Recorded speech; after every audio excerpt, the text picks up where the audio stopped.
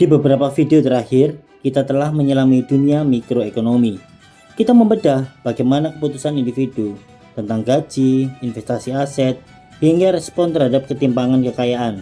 Kita melihat penawaran, permintaan, dan bagaimana masalah seperti eksternalitas dan barang publik muncul karena pilihan rasional individu. Intinya, kita pelajari bagaimana setiap rumah tangga dan setiap perusahaan mengambil keputusan dalam kondisi serba terbatas atau scarcity. Namun, semua pilihan individu dan perusahaan kecil itu tidak terjadi di ruang hampa. Mereka beroperasi di bawah seperangkat aturan main, nilai, dan struktur yang lebih besar, yaitu siapa yang memutuskan apa yang harus diproduksi, siapa yang menentukan bagaimana sumber daya seperti tanah, tenaga kerja, modal, itu semua dialokasikan. Jawaban atas pertanyaan-pertanyaan besar ini membawa kita keluar dari studi tentang pilihan mikro dan menuju studi tentang sistem yang lebih besar. Pikirkan tentang ini. Kenapa di suatu negara, air minum kemasan bisa dijual bebas seperti barang pribadi, sementara di negara lain, air bersih mungkin dianggap sebagai layanan yang harus dijamin pemerintah, sebagai barang publik? Mengapa beberapa negara mengizinkan individu memiliki pabrik, sementara negara lain mengatur hampir semua faktor-faktor produksi? Perbedaan mendasar ini bukan hanya soal kebijakan, melainkan soal filosofi ekonomi yang menjadi pondasi dasar suatu negara. Untuk memahami aturan dari permainan ini, kita harus terlebih dahulu mengklasifikasikan apa yang ditukarkan di pasar. Kita akan memulai hari ini dengan membedah jenis-jenis barang. Mari kita mulai.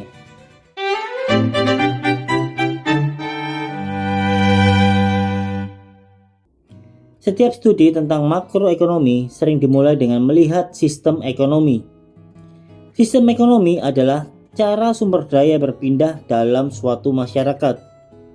Sistem ekonomi mengatur faktor-faktor produksi seperti tanah, tenaga kerja, modal fisik, modal manusia, serta entrepreneurship. Ada 3 pertanyaan yang dapat dijadikan panduan untuk memilih sistem ekonomi mana yang harus dipilih ketika suatu masyarakat memutuskan untuk memproduksi barang. Pertama, apa yang harus kita produksi? Kedua, bagaimana kita harus memproduksinya? Dan ketiga, untuk siapa kita harus memproduksinya? Untuk menjawab pertanyaan pertama, kita tahu bahwa semua orang membutuhkan makanan dan tempat tinggal. Jadi itu harus diproduksi.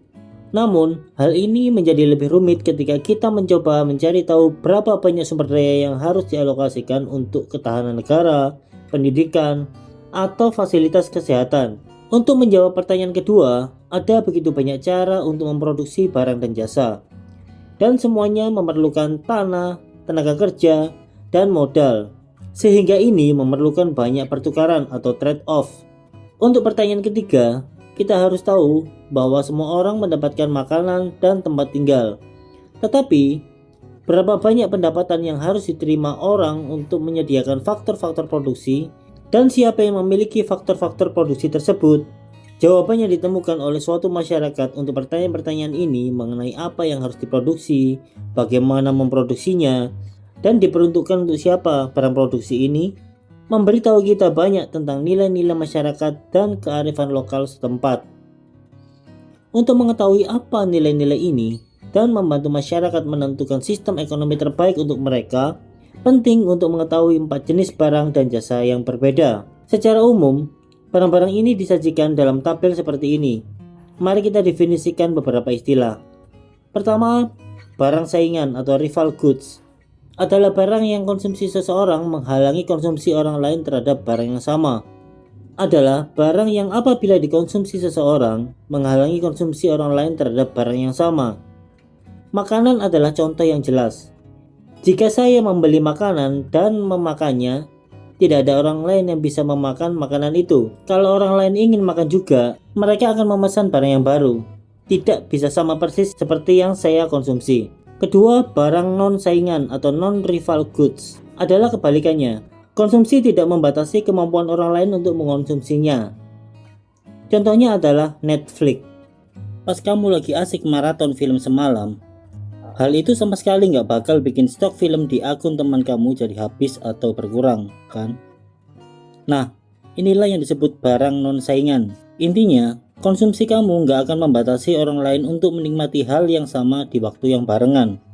Ketiga, barang non-eksklusif atau non-excludable goods adalah barang yang bisa diakses oleh siapapun, baik individu atau kelompok manapun untuk menggunakannya. Ini seperti jalan raya umum, siapapun bisa lewat, maupun naik motor atau mobil. Nggak perlu lapor atau harus punya kartu e-tol.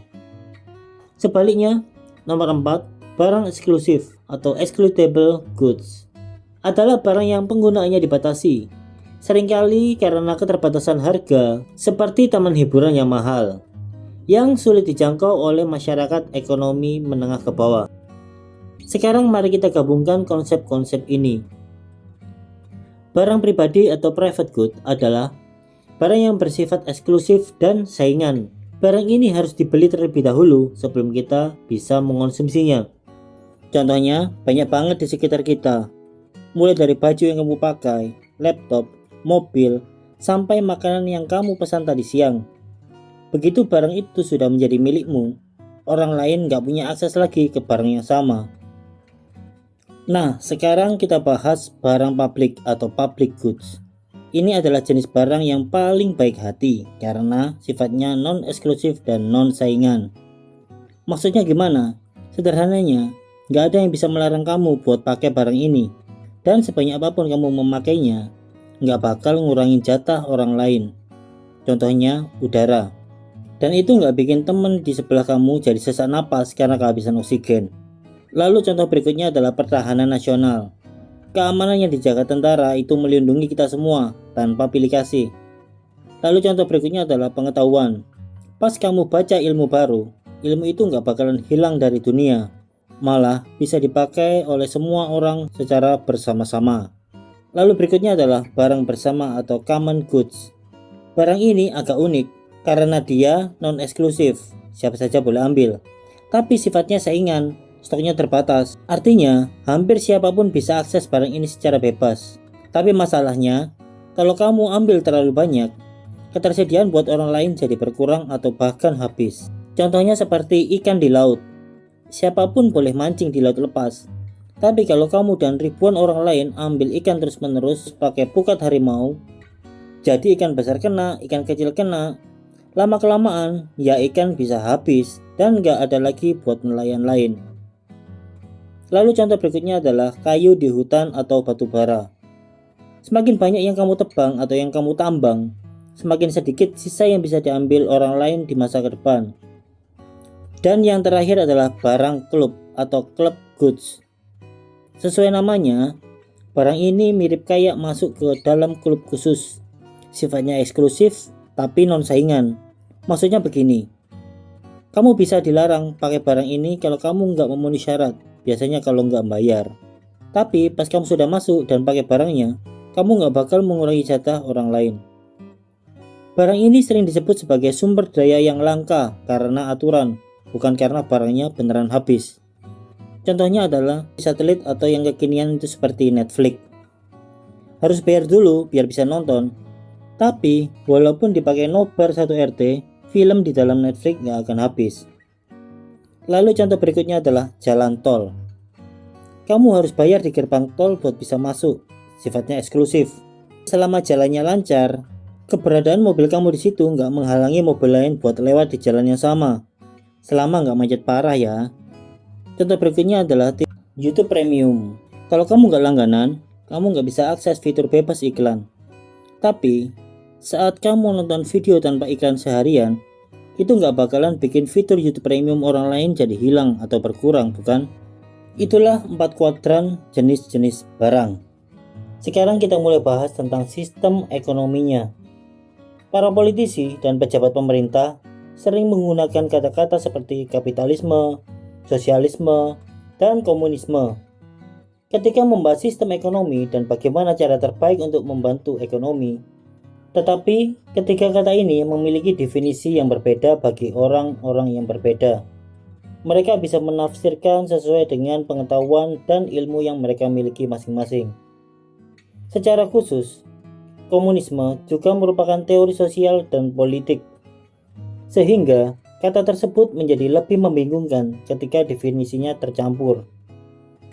Selain itu, karena kata-kata kapitalisme, sosialisme, dan komunisme sering dipolitisasi dan digunakan untuk menyerang dan merendahkan orang lain.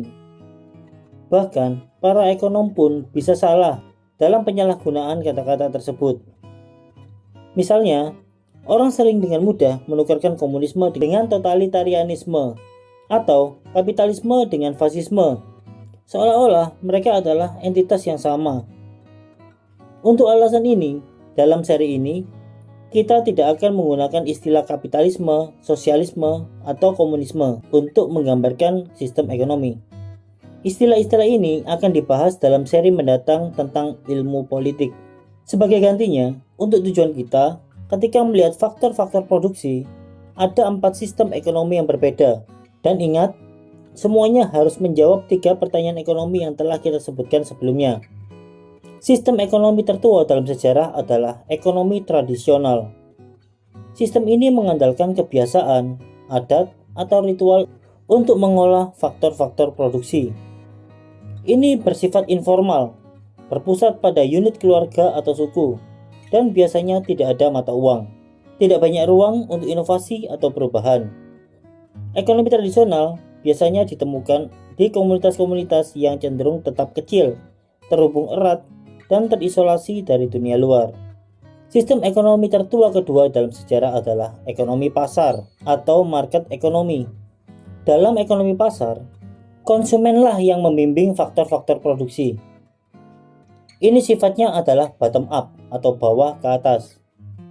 Dalam ekonomi pasar, individu dan bisnis yang dimiliki oleh pribadi membuat keputusan sendiri tentang apa yang harus dibeli dan dijual. Ekonomi pasar juga sering disebut sebagai ekonomi kapitalis, karena modal yang diinvestasikan oleh pengusaha dalam bisnis adalah bagian penting dalam sistem ini.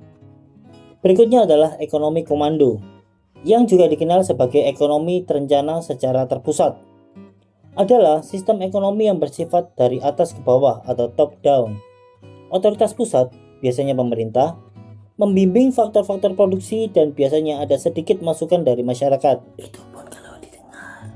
Ekonomi komando beroperasi dalam kontras langsung dengan ekonomi pasar, dengan menentang kepemilikan pribadi, penetapan harga pasar bebas, persaingan, dan pilihan konsumen. Terakhir, ekonomi campuran. Ekonomi campuran adalah kombinasi dari 3 sistem ekonomi tadi. Terkadang, pemerintah turun tangan untuk meregulasi faktor-faktor produksi.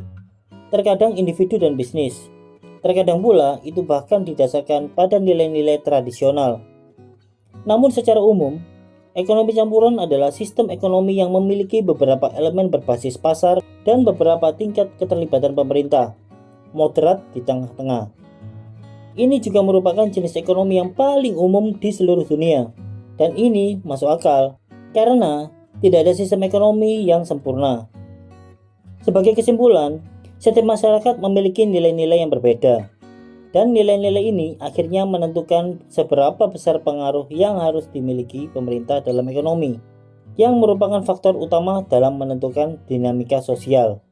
Kita telah menyelesaikan pemahaman penting tentang jenis-jenis barang dan 4 sistem ekonomi utama. Kamu sekarang tahu bahwa setiap barang, dari udara yang bersih atau public goods, hingga ponsel pribadi, private good, memiliki aturan alokasinya sendiri. Dan yang lebih penting, aturan itu sangat bergantung pada sistem ekonomi yang dipilih suatu negara. Kita lihat bahwa sistem ekonomi adalah jawaban besar atas pertanyaan apa, bagaimana, dan untuk siapa barang itu diproduksi. Pilihan antara pasar bebas yang efisien atau komando yang bersifat stabil akhirnya akan membentuk budaya di dalam masyarakat.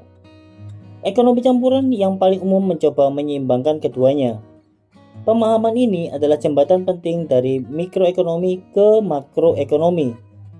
Semua pilihan individu yang kita bahas sebelumnya, dari upah, investasi, konsumsi, terjadi di dalam kotak aturan ini. Sekarang, kita tidak lagi hanya melihat pemain seperti individu dan perusahaan, tetapi juga lapangan permainan, yaitu sistem. Bersiaplah karena di sesi berikutnya kita akan fokus pada ukuran makro dari sistem ini, produk domestik bruto atau PDB, inflasi, dan pertumbuhan ekonomi. Sampai jumpa di video berikutnya. Bye.